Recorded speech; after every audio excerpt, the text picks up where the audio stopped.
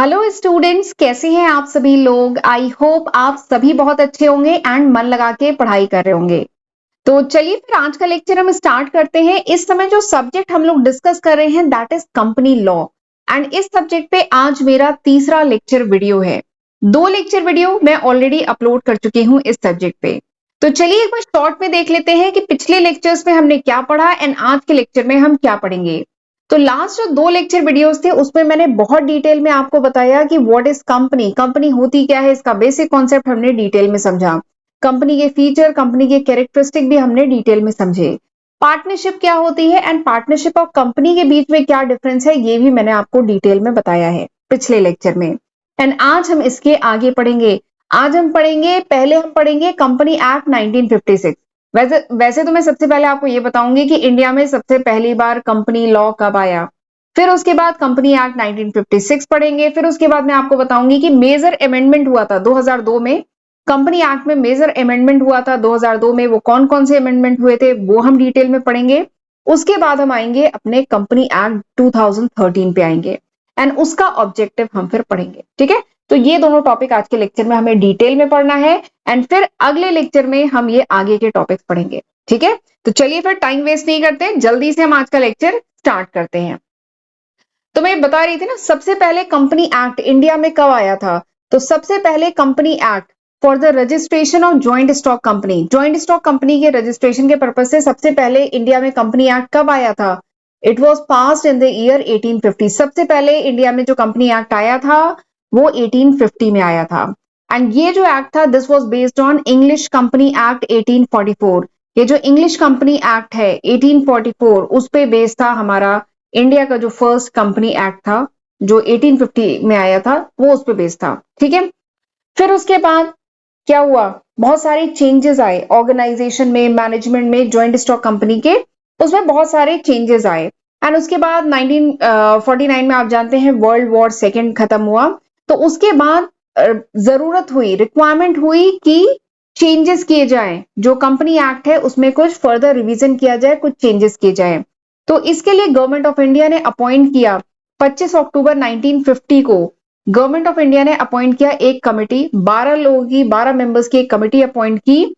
किसकी चेयरमैनशिप में, मिस्टर एच.सी. भाभा की चेयरमैनशिप में गवर्नमेंट ऑफ इंडिया ने 12 लोगों की एक कमेटी अपॉइंट की 1950 में। एंड इस कमेटी ने दिया रिकमेंडेशन एंड उस रिकमेंडेशन के बेसिस पे एक डिटेल्ड लॉ बना जिसको हम जानते हैं कंपनी एक्ट 1956 के नाम से। ठीक है, तो इस तरीके से आया था कंपनी एक्ट 1956। राइट, समझ में आ गया। फिर इसके बाद ये जो कंपनी एक्ट 1956 या जो कंपनी लॉ था ये बेसिकली किससे रिलेटेड था। दिस वाज प्राइमरली रेगुलेट्स, ये जो कंपनी लॉ 1956 था ये बेसिकली क्या रेगुलेट करता था, कंपनीज के फॉर्मेशन से रिलेटेड जो रूल रेगुलेशन है, जो लॉज है, कंपनी की फाइनेंसिंग से रिलेटेड, कंपनी की फंक्शनिंग से रिलेटेड, कंपनी की वाइंडिंग अप, किस तरह से कंपनी वाइंड अप होगी, इससे रिलेटेड लॉज वगैरह किसमें थे, कंपनी एक्ट 1956 में। ठीक है, एंड ये जो एक्ट था, देखिए मैंने लिखा है the act prescribe regulatories mechanism regarding all relevant aspect, यानी जितने भी इंपॉर्टेंट एस्पेक्ट है कंपनी से रिलेटेड विद ऑर्गेनाइजेशनल, फाइनेंशियल या मैनेजरियल, जितने भी एस्पेक्ट हैं उनसे रिलेटेड जो भी लॉज हैं, जो भी रूल्स हैं, वो सब कंपनी एक्ट 1956 में डिफाइन किया अच्छे से। ठीक है, तो दिस वाज कंपनी एक्ट 1956। फिर उसके बाद कंपनी एक्ट में अमेंडमेंट हुए, बट मेजर अमेंडमेंट जो है आया वो ईयर 2002 में आया। 2002 में कंपनी एक्ट में मेजर अमेंडमेंट, अमेंडमेंट मतलब क्या होता है, संशोधन, मॉडिफिकेशन। ठीक है, कुछ ऐड करना या कुछ चेंजेस करना। ठीक, तो मेजर अमेंडमेंट हुए 2002 में कंपनी एक्ट 1956 में। ठीक है, तो वो मेजर अमेंडमेंट क्या थे ये एक बार देख लेते हैं। तो जो अमेंडमेंट थे वो 3 मेन अमेंडमेंट किए गए थे कंपनी एक्ट 1956 में, जिसमें मेन फोकस किस पे था, on the creation of separate body for the adjudication of company law matter, company law matter से रिलेटेड सेपरेट बॉडी स्टैब्लिश करना, एडमिनिस्ट्रेटिव इशू से related and rehabilitation of sick industrial company. In 3 matter से related जो है major amendment किए गए थे company act में। ठीक है, 3 मेजर अमेंडमेंट हुए थे। चलिए एक एक करके इन मेजर अमेंडमेंट, ये बेसिकली 3 एरिया से रिलेटेड थे। एक तो सेपरेट बॉडी स्टैब्लिश करने से, एडमिनिस्ट्रेटिव इशू से रिलेटेड था एंड जो सिक इंडस्ट्रीज थे इनके रिहैबिलिटेशन से रिलेटेड। तो ये 3 एरियाज में मेजर अमेंडमेंट किए गए। तो ये 3 एरियाज कौन कौन से थे डिटेल में देखते हैं। सबसे पहला जो मेजर अमेंडमेंट हुआ था वो ये हुआ था कि कंपनी लॉ बोर्ड, जिसको सीएलबी कहते हैं, कंपनी लॉ बोर्ड, इसको एबॉलिश कर दिया गया था। ठीक है, 2002 में जो मेजर अमेंडमेंट हुआ उस अमेंडमेंट के तहत अबॉलिश कर दिया गया था कंपनी लॉ बोर्ड, जो सीएलबी है उसको अबॉलिश कर दिया गया था, खत्म कर दिया गया था। और उसके जो पावर है, ठीक है, वो डिस्ट्रीब्यूट कर दिए गए थे किसके बीच में, एनसीएलटी। एनसीएलटी क्या है, national company law tribunal. NCLT and central government के बीच में इसके पावर को डिस्ट्रीब्यूट कर दिया गया था। तो जो मेजर मॉडिफिकेशन है उसमें, मॉडिफिकेशन ही अमेंडमेंट जो किया गया था उसमें सबसे पहला यही था कि सीएलबी को अबॉलिश कर दिया गया और उसके पावर को एनसीएलटी एंड सेंट्रल गवर्नमेंट के बीच में डिस्ट्रीब्यूट कर दिया गया। ये पहला अमेंडमेंट था। दूसरा जो अमेंडमेंट था वो था new provision relating to sick industries. जो सिक इंडस्ट्रीज हैं उनके लिए न्यू प्रोविजन बनाए गए इस अमेंडमेंट में। ठीक है, रिवाइवल, जो सिक कंपनीज हैं इनके फिर से रिवाइवल के लिए, रिहैबिलिटेशन के लिए, या फिर वाइंडिंग अप जो होती है, अगर कंपनी वाइंड अप होना चाह रही है सिक कंपनी, तो उससे रिलेटेड न्यू सेक्शंस इंट्रोड्यूस किए गए थे इस अमेंडमेंट में। ठीक है, एंड इससे पहले जो सिक इंडस्ट्रियल कंपनी एक्ट चल रहा था उसे विड्रॉ कर लिया गया, उसे रिपील कर दिया गया था, खत्म कर दिया गया था। ठीक, तो ये दूसरा मेजर अमेंडमेंट था। तीसरा जो मेजर अमेंडमेंट था 2002 में जो किया गया वो ये था, इस एक्ट के तहत सेस लगाया गया कंपनीज पे। सेस बेसिकली क्या होता है, सेस एक कह लीजिए इसको हिंदी में कहते हैं उपकर, यानी टैक्स। ठीक है, सेस लगाया गया कंपनीज पे, और ये कितना लगाया गया, 0.005% से लेके 0.1% of the value of turnover. Companies का जो टर्नओवर है या एनुअल ग्रॉस रिसिप्ट, इन दोनों में से जो हायर होगा, ठीक है, और उसकी वैल्यू इतने से इतने के बीच में ये सेस लगाया गया। ठीक है, कितना से कितना, 0.005% से लेकर के 0.1% ऑफ टर्नओवर या एनुअल ग्रॉस रिसिप्ट, दोनों में से जो हायर होगा उतना कंपनीज पे सेस लगाया गया। और फिर ये जो सेस का पैसा था इसको ट्रांसफर किया गया किसमें, रिहैबिलिटेशन एंड रिवाइवल फंड में ट्रांसफर किया गया। ठीक है, कंपनीज में इस अमेंडमेंट के तहत कंपनीज पे सेस लगाया गया, हर कंपनी पे। ठीक, एंड ये जो सेस का पैसा था, ये टैक्स का पैसा था, इसे रिहैबिलिटेशन एंड रिवाइवल फंड में ट्रांसफर किया गया। ठीक, एंड इस फंड का यूटिलाइजेशन किस पर्पज से किया गया, इस फंड का यूटिलाइजेशन किया गया for the safeguarding the dues of the worker. जो वर्कर्स हैं, सिक कंपनी के जो वर्कर हैं, इनके जो ड्यूज हैं वो कहीं मतलब खत्म ना हो जाए, मतलब मारे नहीं जाए, उनको मिले, उनका ड्यूज जो भी है वो मिले, तो उसको सेफ गार्ड करने के पर्पज में इस फंड को यूज किया गया। दूसरा क्या है, revival and rehabilitation of sick company, sick company के रिवाइवल एंड रिहैबिलिटेशन के लिए। एंड नेक्स्ट क्या है, सिक कंपनी के एसेट को प्रोटेक्ट करने के लिए। तो इस फंड का यूज इसमें किया गया। ठीक है, तो ये 3 मेजर अमेंडमेंट हुए थे कंपनी एक्ट 1956 में इन द ईयर 2002। ठीक, यहां तक समझ में आया। फिर इसके बाद आया कंपनी एक्ट 2013। फिर उसके बाद 2002 में हुआ था मेजर अमेंडमेंट, मेजर मॉडिफिकेशन हुआ था। फिर उसके बाद सन 2013 में आया कंपनी एक्ट। ठीक, तो ये जो कंपनी एक्ट है 2013, this is the act of the parliament of India. Parliament of India से पास हुआ एक्ट है। और कह लें कि कंपनी एक्ट 2013 जो है, this is the only primary source of Indian company law. Indian company law आपको जानना है, समझना है, तो उसका सबसे प्राइमरी सोर्स क्या है, Indian company act 2013। This is the primary source of Indian company law. ठीक, और ये जो एक्ट है कंपनी एक्ट 2013, इसको प्रेसिडेंशियल कह लीजिए एसेंट या सहमति या अनुमति जो है कब मिली थी, 29 अगस्त 2013 को। इस एक्ट को, ये एक्ट दोनों हाउसेज से पास होकर के प्रेसिडेंशियल एसेंट इसको कब मिली थी, 29 अगस्त 2013 को मिली। एंड ये इससे पहले क्या चलता था, इससे पहले चलता था कंपनी एक्ट 1956 था ना, तो this is the superseded the company act 1956। ये जो एक्ट था कंपनी एक्ट 2013, इसने किसकी जगह ले ली, इसने कंपनी एक्ट 1956 की जगह। अब क्या यूज होता है, कंपनी एक्ट 2013 चलता है। ठीक है, एंड ये जो एक्ट है ये क्या एक साथ इफेक्टिव हो गया था, नहीं, ये स्टेजेस में, कंपनी एक्ट 2013 जो है स्टेजेस में इसको इफेक्टिव किया गया था। सेक्शन 1 जो है कंपनी एक्ट 2013 का, जो सेक्शन 1 है, ये कब इफेक्टिव किया गया था, 30 अगस्त 2013 को ये इफेक्टिव किया गया था। और बात करें कंपनी एक्ट 2013 की, तो कंपनी एक्ट 2013 जो है इसमें टोटल कितने सेक्शन है ये पूछा जाता है। इसमें टोटल कितने सेक्शन है, तो कंपनी एक्ट 2013 में टोटल 470 सेक्शंस हैं। ठीक है, 7 शेड्यूल्स हैं। एक बार मैं स्क्रीन क्लियर कर रही हूं। ये जो कंपनी एक्ट 2013 है इसमें कितने सेक्शन है, 470 सेक्शंस हैं। कितने शेड्यूल हैं, 7 शेड्यूल है।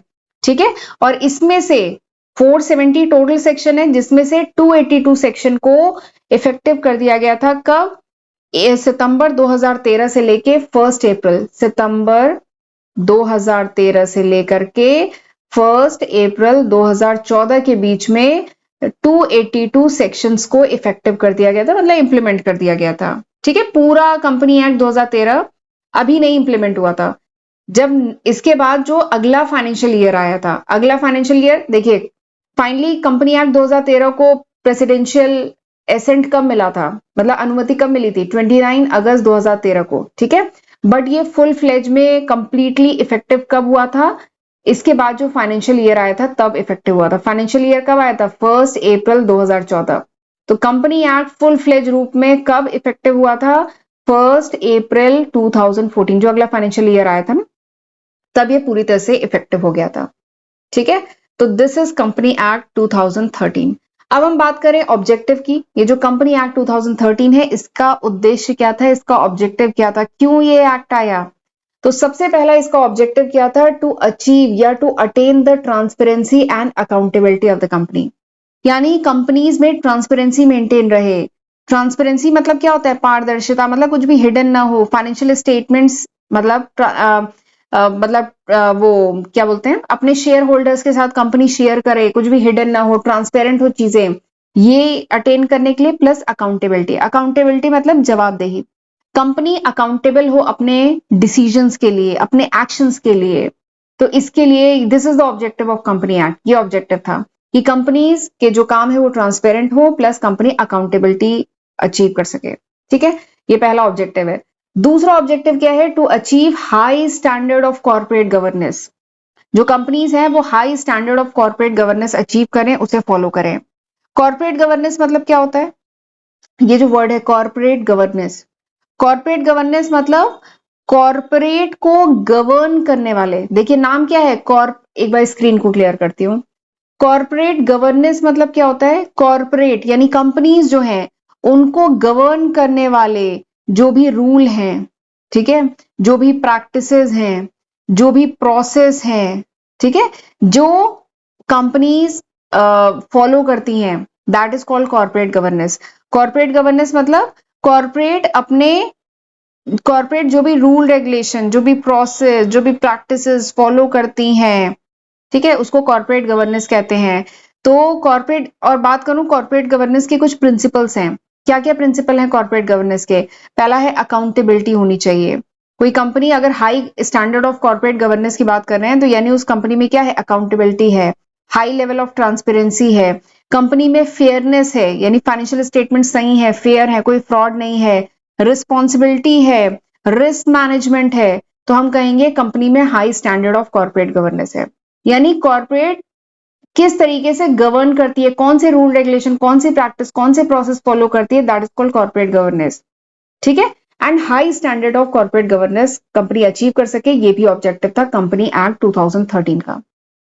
ठीक, तीसरा ऑब्जेक्टिव क्या था कंपनी एक्ट 2013 का, कि जो भी अप्रूवल्स वगैरह है, कंपनी को बहुत सारे अप्रूवल लेने होते हैं, पॉल्यूशन रेट रिलेटेड अप्रूवल, और भी बहुत सारे अप्रूवल होते हैं, बहुत सारे कंप्लायंसेस कंपनी को फॉलो करने होते हैं। ठीक है, तो वो सब क्या हो, वो सब टाइम बाउंड हो। टाइम बाउंड मतलब एक पर्टिकुलर ड्यूरेशन में ही ये सारे अप्रूवल मिल जाएं, इसके लिए प्रोविजन वगैरह थे कंपनी एक्ट 2013 में। ऐसा ना हो कंपनी को बहुत लंबा वेट करना पड़े, ठीक है, परमिशन वगैरह मिलने में बहुत देर हो। तो इन सबसे रिलेटेड रूल रेगुलेशन जो है वो कंपनी एक्ट 2013 में थे। देखिए मैंने लिखा है to enforce more effective and time bound approval, यानी effective and time bound approvals हो, कंप्लायंस रिक्वायरमेंट हो। ये तीसरा ऑब्जेक्टिव था। चौथा क्या था, कि अगर कोई कंपनी फ्रॉड कर रही है या कोई कंपनी नॉन कंप्लायंस यानी जो भी रूल रेगुलेशन है उसे नहीं फॉलो कर रही है, जो भी लेटेस्ट प्रोविजन है कंपनी एक्ट के उसको नहीं फॉलो कर रही है, तो स्ट्रिक्ट एक्शन ले। ठीक है, स्ट्रिक्ट एक्शन लिया जाए, ये भी कंपनी एक्ट 2013 में था। To implement strict action against fraud, यानी अगर कोई कंपनी फ्रॉड वगैरह कर रही है, नॉन कंप्लायंस कर रही है, तो उसके अगेंस्ट स्ट्रिक्ट एक्शन लेना, ये भी कंपनी एक्ट 2013 में था। अगला जो कंपनी एक्ट 2013 का ऑब्जेक्टिव था वो ये था कि टू आइडेंटिफाई या टू रिकॉग्नाइज न्यू कॉन्सेप्ट्स, ठीक है, कुछ न्यू कॉन्सेप्ट्स, कुछ न्यू प्रोसीजर, इनको आइडेंटिफाई करना, इनको रिकॉग्निशन प्रोवाइड करना, ताकि जो स्टेक होल्डर हैं, जो शेयर होल्डर है, उनके हितों की रक्षा हो, उनके इंटरेस्ट प्रोटेक्टेड रहे। ठीक है। छठा जो ऑब्जेक्टिव है कंपनी एक्ट 2013 का वो ये है टू सेटअप इंस्टीट्यूशनल स्ट्रक्चर, यानी इंस्टीट्यूशनल स्ट्रक्चर सेटअप करें। ठीक है, और इंस्टीट्यूशनल स्ट्रक्चर सेटअप करें और अथॉरिटीज, पैनल, बॉडीज को सेटअप करें, एंड जो भी जो भी रोल्स हैं, जो भी भूमिका है, जो भी रोल्स हैं, जो एक्सपर्ट्स या जो प्रोफेशनल्स हैं, उनके रोल वगैरह प्रॉपरली डिफाइन करें। ठीक है, तो ये सब ऑब्जेक्टिव थे कंपनी एक्ट 2013 के। ठीक है, तो this is the company act 2013। समझ में आ गया? बहुत डिटेल में मैंने बताया कंपनी एक्ट 2013 पार्लियामेंट से पास हुआ था, और कंपनी लॉ का सबसे प्राइमरी सोर्स यही है।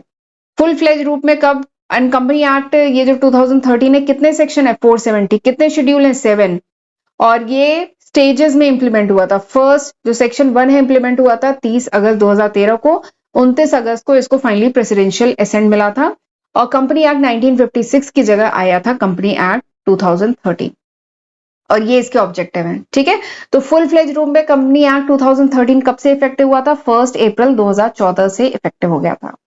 बट एक बात और है, ये जो कंपनी एक्ट 2013 तभी सक्सेसफुल होगा जब जब जो प्रोफेशनल, जो कंपनीज हैं, कंपनीज में जो प्रोफेशनल मैनेजर्स हैं या जो प्रोफेशनल पर्संस हैं, बेसिकली सीए वगैरह, उनकी जो भी रिस्पॉन्सिबिलिटी निर्धारित की गई है वो अगर डिलीजेंटली यानी समझदारी के साथ अपनी रिस्पॉन्सिबिलिटी निभाएंगे, तभी ये कंपनी एक्ट सक्सेसफुल है। ठीक है, तो इसकी जो सक्सेस है, कंपनी एक्ट की सक्सेस है, ये काफी कुछ डिपेंड करता है कि कितने अच्छे से जो मैनेजर्स हैं, जो कंपनीज हैं, वो इन लॉ को फॉलो कर रही हैं। तो उसी पे इस कंपनी एक्ट की सफलता निर्भर करती है।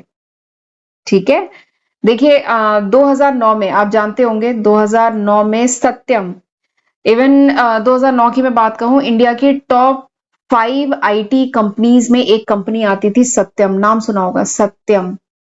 तो सत्यम में 2009 में एक बहुत बड़ा स्कैम सामने आया था ऑडिट के दौरान।